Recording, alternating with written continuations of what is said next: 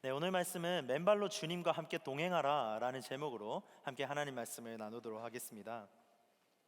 하나님은 우리를 기대하십니다. 하나님은 꿈을 주십니다. 꿈을 품고 기대하며 살기를 원하십니다. 여러분은 지금 어떤 기대를 갖고 살고 계신가요?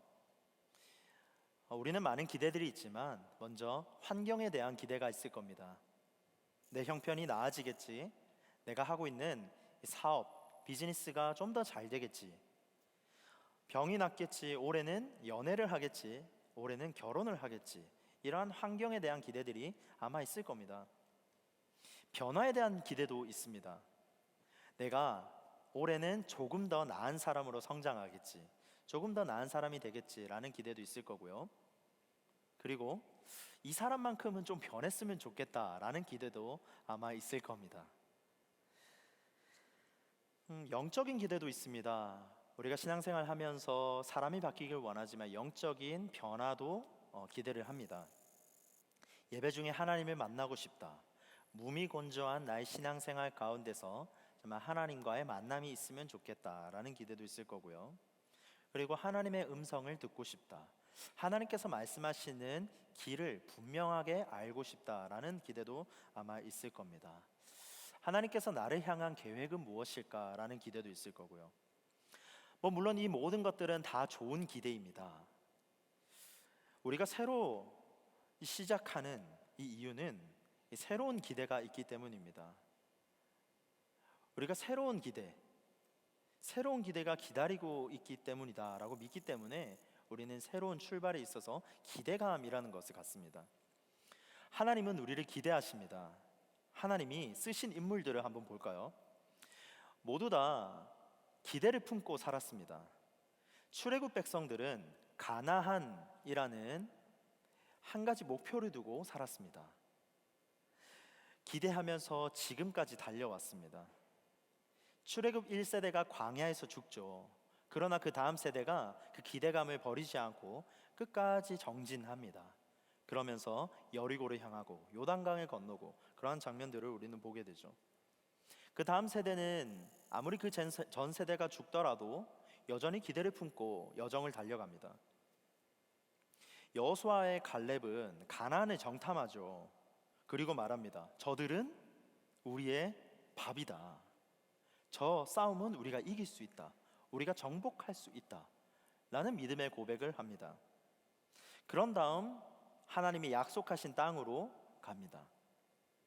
그렇게 여호수아 3장을 지나서요, 여호수아 5장까지 오게 됩니다.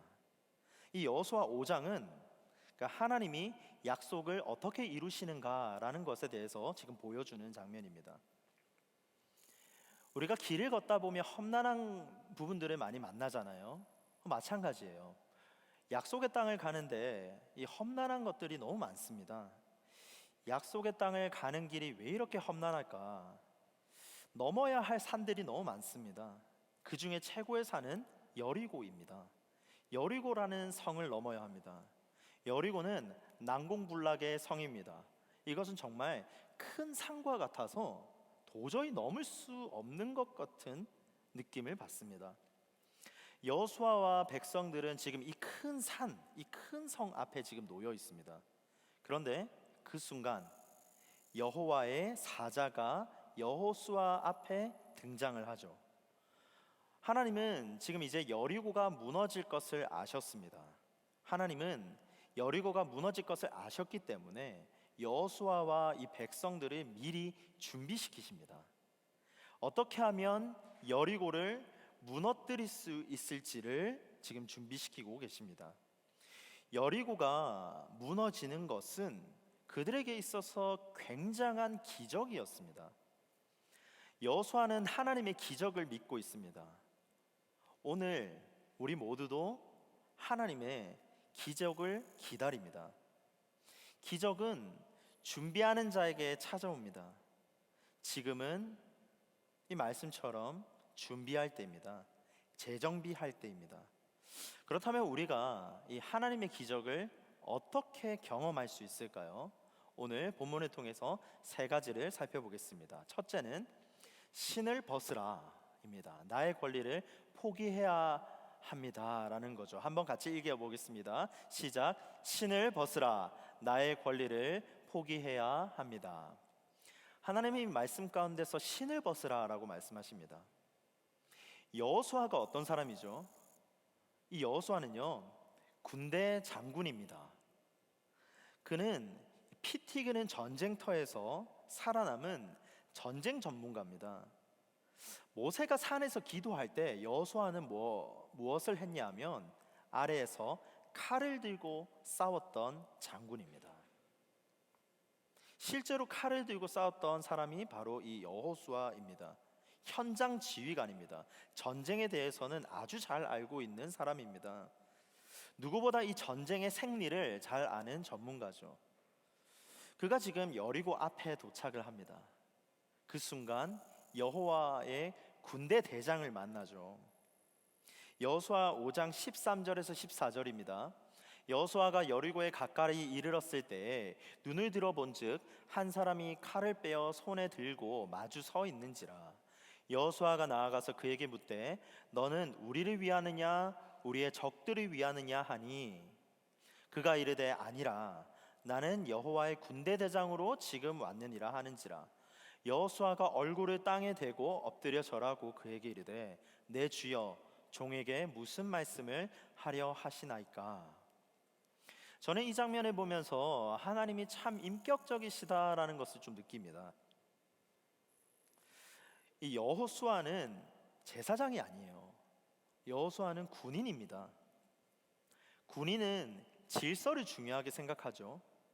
상명하복을 중요하게 생각합니다. 그런데 지금 하나님이 여호수아에게 어떻게 찾아오십니까? 여호와의 군대 대장으로 찾아오십니다. 여호와의 군대 대장이라는 것은 총지휘관이죠. 전문가에 있어서 전문가의 모습으로 찾아오신 하나님이십니다. 눈높이를 지금 맞춰주고 계십니다. 이 여호수아의 컨텍스트를 정확하게 이해하시고 오신 분이 바로 여호와 하나님이십니다.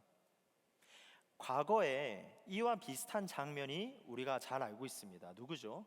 여호수아의 전 리더인 모세입니다. 하나님께서 모세를 찾아가셨을 때 불타는 떨기나무 가운데 모세를 찾아가시죠. 그리고 그 나무에서 하나님을 만납니다. 출애굽기 3장 5절에 보니까 하나님이 이르시되 이리로 가까이 오지 말라 내가 선 곳은 거룩한 땅이니 내 발에서 신을 벗으라 라고 하나님 말씀하시죠. 모세에게 다가가신 하나님은 이 불타는 타지 않는 이 떨기나무로 나타나셨습니다. 그러나 지금 전쟁을 앞둔 여호수아에게는 어떻게 찾아가시죠? 군대 대장으로 찾아가시는 겁니다. 여호수아에게는 칼을 뺀 군대 대장으로 지금 나타나십니다. 이 장면을 통해서 우리가 묵상해 볼 수 있는 것은 하나님은 우리의 형편, 직업, 처한 상황을 정확히 아시고 완벽히 이해하시고 찾아오시는 분이다라는 겁니다. 여호수아는 지휘관입니다. 그러나 이 여호수아를 지휘하시는 총지휘관은 우리 하나님이십니다. 여러분, 하나님은 우리의 비즈니스 현장 가운데 경영자로 오십니다. 병든 자에게는 의사로 찾아오십니다. 하나님은 우리의 상황을 가장 잘 아시고 찾아오시는 분입니다. 본문을 계속 보겠습니다. 여호수아는 굉장히 겸손했습니다. 여호수아는 들으려는 마음이 있습니다. 본문 14절을 보면 그의 겸손함을 알 수 있습니다. 한번 같이 읽어보겠습니다. 시작. 여호수아가 얼굴을 땅에 대고 엎드려 절하고 그에게 이르되 내 주여 종에게 무슨 말씀을 하려 하시나이까. 군대 대장으로 온 하나님, 그분을 직면하고 얼굴을 땅에 대고 주여 말씀하시옵소서, 내가 무엇을 해야 합니까? 라는 고백을 합니다. 여호수아는 하나님이 기대했습니다. 하나님의 기이한 일을 믿었습니다. 한마디로 이 여호수아는 믿음의 사람입니다. 믿음의 사람은 기대를 품고 삽니다. 하나님이 무슨 말씀을 하든지 믿음으로 받아들일 준비를 합니다. 그러자 하나님은 이렇게 말씀하시죠. 여호수아 5장 15절입니다. 여호와의 군대 대장이 여호수아에게 이르되 내 발에서 신을 벗으라. 신을 벗으라. 하나님은 지금 도전하십니다. 신을 벗으라. 신을 벗으라라는 것은 맨발로 걸으라라는 겁니다. 군화를 벗으라 말씀하십니다. 신을 벗는 것은 무장 해제입니다. 그 당시 배경에서 봤을 때 이 고대 근동에서 신을 벗는다라는 것은 권리 포기입니다. 내가 갖고 있는 것들을 다 포기하겠다라는 겁니다. 다시 말해서 이 종이 주인의 주권을 인정하는 행동이 바로 신을 벗는 겁니다. 여호수아는 군대 장군이었죠. 전투화를 벗는다는 것이 어떤 의미인지 잘 알았습니다. 신을 벗으라라는 것, 자기의 모든 무장을 해제하고 주님 앞에 나아가라 라는 말이 무슨 의미인지 알았습니다. 그래서 여호수아는 신을 벗습니다. 자기 권리를 포기합니다. 우리가 중국 현인의 말을 잘 귀담아 들을 필요가 있습니다. 중국 현인 중 한 분은 이런 말을 남겼는데요. 지식을 얻고 싶다면 날마다 무언가를 배우고, 지혜를 얻고 싶다면 날마다 무언가를 버려라. 지식에 있어서는 우리가 배우면서 채웁니다. 하지만 우리가 살아가는 데 있어서 지혜가 필요하죠. 지혜에 있어서는 날마다 버리는 거죠. 자기 권리를 포기하는 자가 바로 지혜로운 자입니다. 여러분, 우리 인생에서도 감당하기 힘든 어려운 부분들이 물론 있습니다. 감당하기 힘든 우리의 여리고가 있어요. 때로는 하나님이 우리를 덮기보다는 정체 모를 무언가가 내 앞을 가로막고 있는 사람이 있는 것처럼 보일 때가 있습니다. 하지만 우리는 이러한 장면에서 낙심하지 말아야 합니다.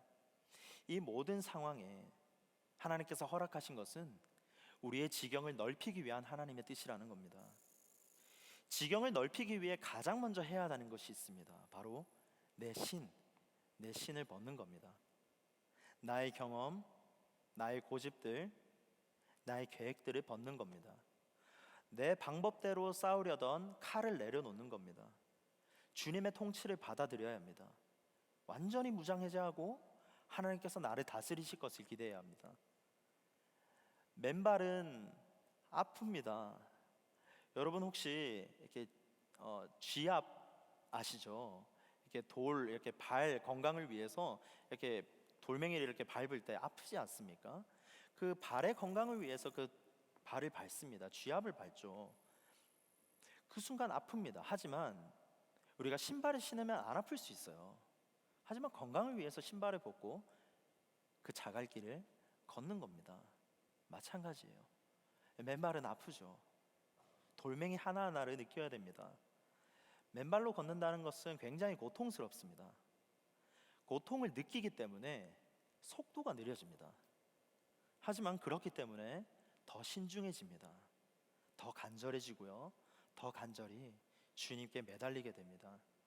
하나님의 기적을 경험하기 위해서는 우리가 맨발로 밟아야 합니다. 여호수아 1장 3절입니다. 내가 모세에게 말한 바와 같이 너희 발바닥으로 밟는 곳은 모두 내가 너희에게 주었노니 라고 말씀합니다. 모세에게 말했어요. 너희가 발바닥으로 밟는 모든 곳을 너희에게 주었다. 발바닥으로 느껴야 됩니다. 맨발, 발바닥으로 느끼는 거죠. 맨발이 중요합니다. 이 맨발로 한 걸음이 중요해요. 하나님의 기적은 바로 이 맨발에서 시작됩니다. 맨발은 믿음의 걸음입니다. 하나님의 기적을 기대하는 걸음입니다. 맨발은 권리 포기입니다. 나의 모든 것을 주님께 맡기는 것이 맨발입니다. 하나님의 통치를 인정하는 것입니다. 하나님의 계획을 인정하는 것이고요. 여러분, 기브업과 서렌더의 차이가 있어요. 기브업은 잘 아시죠? 중단하는 행위입니다. 더 이상 가망이 없다고 느껴서 노력을 포기하는 행동이죠. 그래서 그 기브업 했을 때 패배감, 절망감, 좌절, 무력감, 포기, 이러한 감정들을 우리는 느끼게 됩니다. 하지만 우리는 surrender 해야 합니다. 나의 주권을 하나님께 다 내어드리는 거죠. 하나님께 항복하는 겁니다. 여러분, 주님께 서렌더함으로 나아갑시다. 하나님께 두 손을 올려드리고, 하나님, 내 모든 것들을 다 드립니다. 주님, 나의 인생을 책임져 주시옵소서. 주님께 우리가 잠시 한 10초 정도 시간을 드릴게요. 잠깐 눈을 감고 묵상함으로 기도하기를 원하는데, 하나님, 내가 주님께 서렌더합니다. 주님께 항복합니다. 주님, 나의 인생을 책임져 주시옵소서. 나를 받아 주시옵소서. 기도합니다.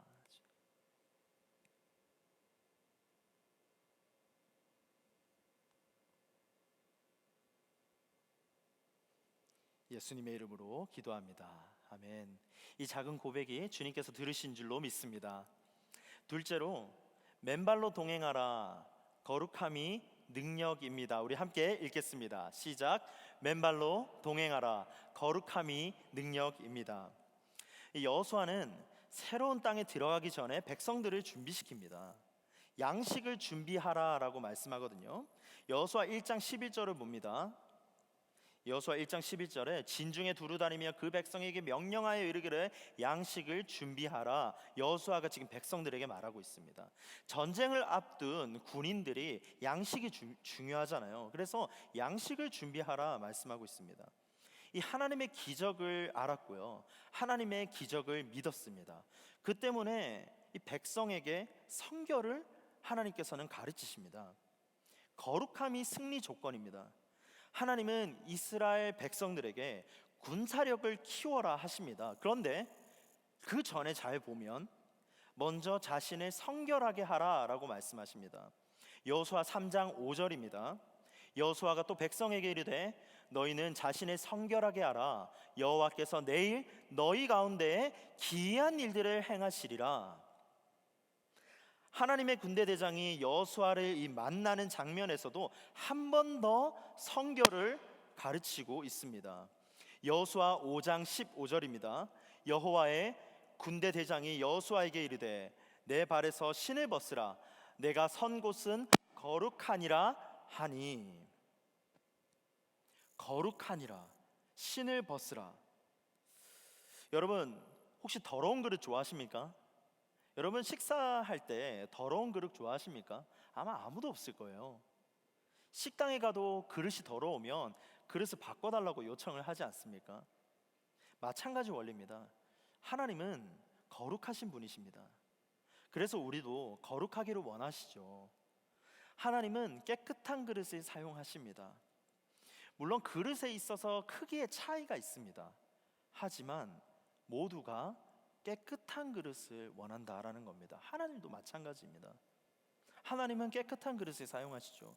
깨끗해야만 요긴하게 쓰입니다. 그래서 내가 선 곳은 거룩하니라 라고 말씀하시죠. 하나님이 있는 곳입니다. 하나님이 있는 장소가 거룩한 장소입니다. 전쟁터 한복판이라도 하나님이 계신 곳은 거룩한 땅이 됩니다. 흙먼지가 묻고 온몸에 똥물이 묻어도 하나님이 계신 곳은 거룩한 곳이기 때문에 신을 벗으면 된다라는 겁니다. 지금은 기독교 영화 감독으로 잘 알려져 있는 이보람 목사님이라는 분이 있습니다. 선교사 자녀로 살면서 이름도 빚도 없이 자랐지만 기독교 영화 컨텐츠를 찍겠다는 일념으로 차근차근 준비했습니다.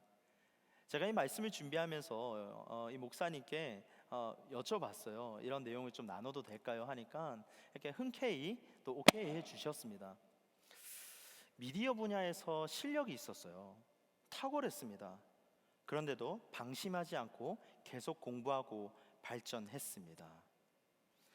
제가 신학교에서 함께 공부하던 시절이었습니다. 이 목사님이 늘 하시던 것은 성결함이었어요. 성결함을 유지하면서 기도하는 것이었습니다. 바쁜 일과에서도 기도하는 시간을 놓치지 않았습니다. 정해진 시간에 강당을 가고요. 감사합니다.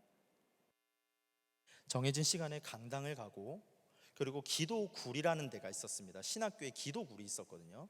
그 기도굴에 가는 모습들을 늘 이렇게 봐왔습니다. 실력이 있었기 때문에 순간순간 빵 하고 이렇게 뜰 기회들이 있었어요. 거액의 지원을 해주겠다는 여러 영화 제작사들도 있었습니다. 하지만 그럴 때마다 기도하면서 하나님께 묻더라고요.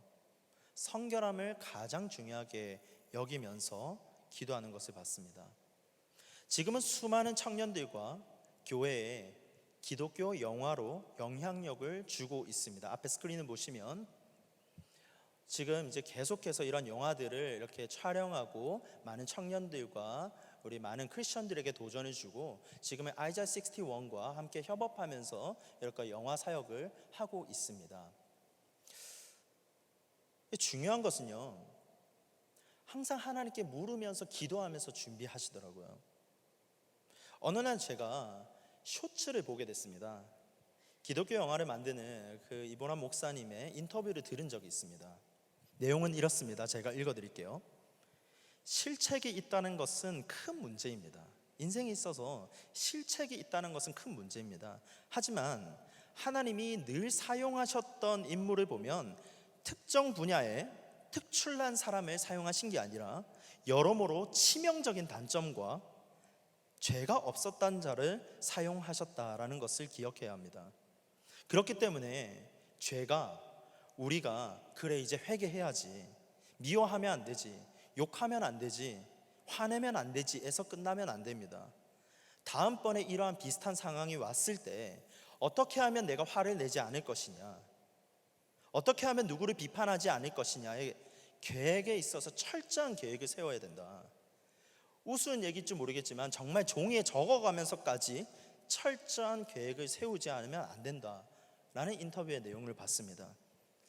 저는 이 메시지를 보면서 정말 그래 맞다 라는 생각이 들었어요. 여러분, 진짜 능력은 거룩함에서 나옵니다. 거룩이 미래의 최고의 무기입니다.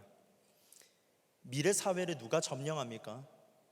앞으로 어떤 미래의 직업들이 살아남습니까? 미래에 어떻게 해야지 우리가 잘 살아남을 수 있습니까? 요즘 이러한 질문들을 우리가 계속 던지고 있지 않습니까? 이런 고민 속에서 던지는 화두가 이런 질문들 아닙니까? 왜 이런 질문을 던지죠? 미래가 불투명하기 때문입니다. 미래는 투명하지 않습니다. 불투명합니다. 잘 안 보이죠. 인간은 본질적으로 불확실성에서 살아갑니다. 그렇다면 이 불확실한 미래를 어떻게 살아가야 합니까? 라는 질문의 해답이 바로 거룩입니다. 청년 여러분, 지경이 넓어지는 것은 하나님의 통치 영역이 넓어지는 것을 의미합니다. 거룩함으로 하나님과 동행하시길 바랍니다. 거룩함으로 하나님과 동행하시길 바랍니다. 아프리카 속담에 이런 말이 있습니다. 빨리 가려면 혼자 가고 멀리 가려면 함께 가라. 우리는 멀리 가야 합니다. 장거리 경주를 해야 합니다. 그렇다면 하나님과 함께 가야 합니다. 내가 신을 벗고 맨발로 하나님과 동행할 때 거룩함으로 말미암아 지경이 넓어지는 것을 믿습니다. 마지막 세 번째입니다. 그대로 행하니라 결국 순종이 지경을 엽니다. 우리 함께 읽겠습니다. 시작. 그대로 행하니라 결국 순종이 지경을 엽니다. 결국 순종이 지경을 엽니다. 여호수아는 즉시 그대로 행하니라고 반응을 합니다. 여호수아 5장 15절 다시 보겠습니다. 여호와의 군대 대장이 여호수아에게 이르되 내 발에서 신을 벗으라 내가 선 것은 거룩하니라 하니 같이 읽겠습니다. 여호수아가 그대로 행하니라. 여호수아는 군대 장군이에요. 전쟁을 누구보다 잘 아는 사람입니다. 하지만 자존심을 다 내려놓습니다. 완전히 내려놓고 엎드립니다. 그런데 이 순종이 엄청난 기적을 만들어냅니다. 순종이 여리고 성을 무너뜨리는 원동력이 됩니다. 맨발이라는 것은 아프고 취약합니다. 하지만 우리가 주님과 가장 밀접하게 닿아 있는 상태가 맨발의 상태입니다. 순종은 완전한 접촉을 만듭니다. 맨발로 서겠다라는 것은 순종이 바로 하나님과의 친밀함을 만들겠다라는 겁니다. 순종은 하나님과 나 사이에 있어서 아무런 필터도 두지 않겠다라는 의지입니다. 주님과 동행할 때 내 경험이나 지식이라는 신발을 신고 있으면 하나님의 세밀하신 인도하심을 듣기가 어렵습니다. 맨발이 될 때 비로소 하나님의 마음이 온 몸으로 전해지게 됩니다. 맨발의 감각에 우리가 집중할 때 전율을 느끼게 됩니다. 순종하면 하나님이 싸우십니다. 여러분 믿으십니까? 우리의 싸움은 우리의 것이 아닙니다. 하나님의 것입니다. 하나님을 앞세워서 우리는 전쟁터에 나아가는 사람들입니다. 신명기 3장 22절입니다. 너희는 그들을 두려워하지 말라. 너희의 하나님 여호와께서 친히 너희를 위하여 싸우시리라 하였노라. 우리가 순종하려면 두 가지를 기억해야 됩니다. 첫째는 내 힘을 빼야 됩니다. 힘을 완전히 빼야 됩니다. 육신의 힘을 빼야 됩니다. 육신의 방법도 포기해야 합니다. 인간의 잔머리를 버려야 합니다. 대신 하나님을 앞세워야 합니다. 하나님이 우리 편 되십니다. 둘째는요, 한 번에 되지 않는다는 것을 인정해야 합니다. 순종은 한 번에 되지 않습니다. 기다림, 실패, 순종, 이 세 가지의 공통점이 있습니다. 한 번에 되지 않는다는 겁니다. 마치 실패가 반복되어서 성공을 만드는 것처럼 실패와 기다림은 연결되어 있습니다. 우리가 실패하면 기다려야 됩니다.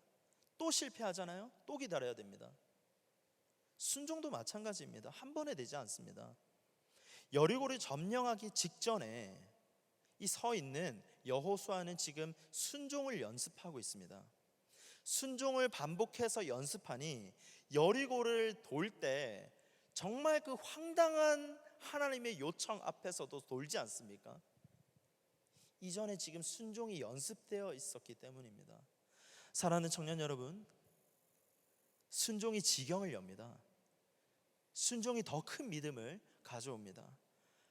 하나님께서 나에게, 우리 각자에게 말씀하시는 순종이 아마 있을 겁니다.